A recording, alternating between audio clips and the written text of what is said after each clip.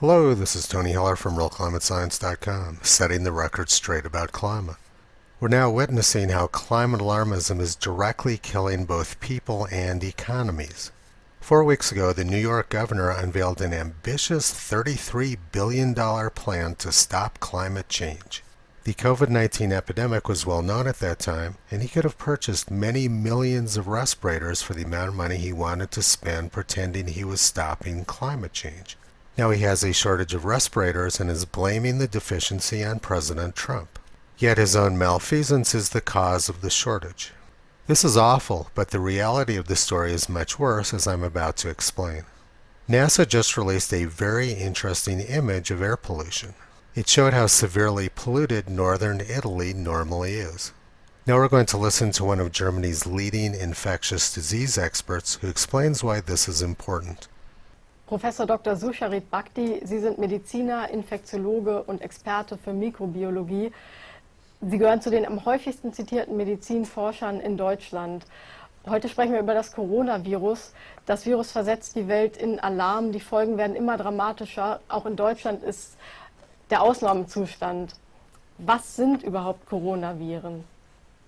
Die Viren kommen weltweit bei Tieren und Menschen vor und bilden eine Großfamilie, die unter uns ist. Normalerweise spielen sie medizinisch keine Rolle, weil sie nur leichte grippale Infekte machen oder fieberhafte Schnupfen.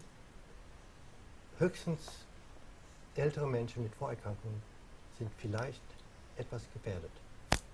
Jetzt kommt ein neuer Vertreter auf die Bühne und versetzt die Welt in Angst und Bange. Warum? Covid-19 wurde in China entdeckt und breitete sich dort sehr schnell aus. War aber begleitet offensichtlich mit vielen Todesfällen, mehr als man erwarten würde. Dann kam die Alarmmeldung aus Norditalien, dass Ähnliches dort sich abspielte. Allerdings, und das muss man wirklich bedenken, in anderen Gegenden der Welt, wo das Virus sich ausgebreitet hat, wurden solche scheinbare Todesraten von 4, 5, 6% nicht erreicht. So zum Beispiel in Südkorea Todesrate angeblich 1%, England 0,3%. Wieso scheinbare Todesrate?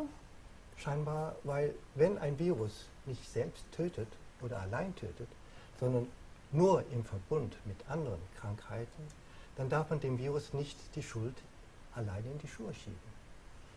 Dass dieses passiert bei Covid-19 ist nicht nur falsch, sondern gefährlich irreführend, weil dadurch vergisst man, dass viele andere Faktoren, lokale Faktoren, mit einer entscheidenden Rolle spielen können. Zum Beispiel, was eint Norditalien mit China? Was haben sie gemeinsam? Frage, Antwort, die horrende Luftverschmutzung, die höchste in der Welt ist.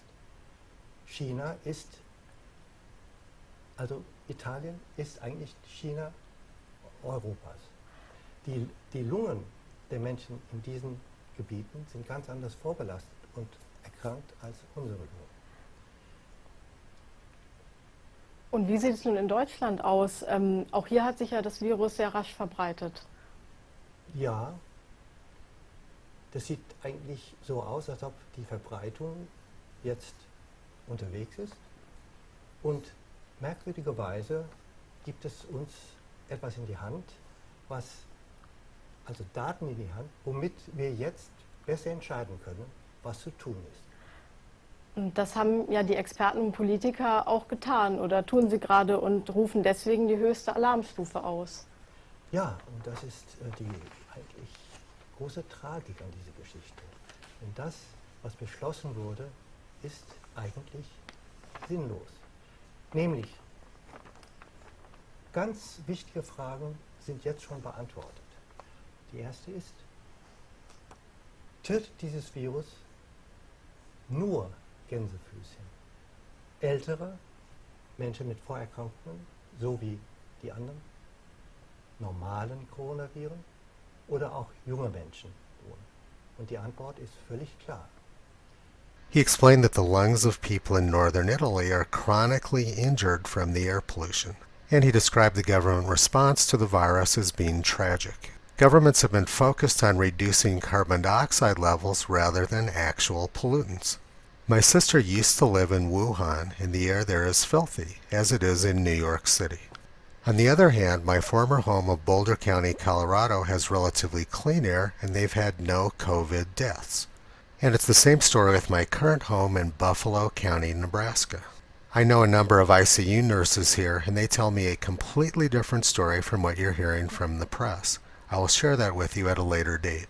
When this madness is all over, I'll be moving to Laramie County, Wyoming, where they also have had no COVID deaths. But let's go back to Nebraska for a minute. Interstate 80 runs right through Buffalo County, Nebraska. Millions of people from all over the country come here, stop here, and do business in stores in Kearney, Nebraska. Yet there has only been one confirmed case of COVID-19. COVID-19 has done little harm to the community, but the government response to COVID-19 has done massive damage. Much of the city is now unemployed. This is why the German expert described the government response as being tragic. And just as troubling, back in Boulder, Colorado, everybody was scared to death of each other. It's unfortunate that the governor of New York chose to buy solar panels instead of respirators, and now the entire country is paying for it. Some people are happy though. Greens are thrilled about the shutdown of the airlines and the economy, and they want to make it permanent. The government response to COVID is exactly what they wanted all along. This irrational response has been a long time in the making, and I've been working very hard for more than a decade to get people to think rationally about climate and air pollution. CO2 is not a pollutant, but climate alarmism is extremely dangerous. Hopefully when this is over, people will focus on cleaning up real sources of air pollution like they have in northern Italy, and not imaginary ones like CO2. Visit Toto on the web at realclimatescience.com. He's been pulling back the curtain on junk science, propaganda, and mass insanity for a long time.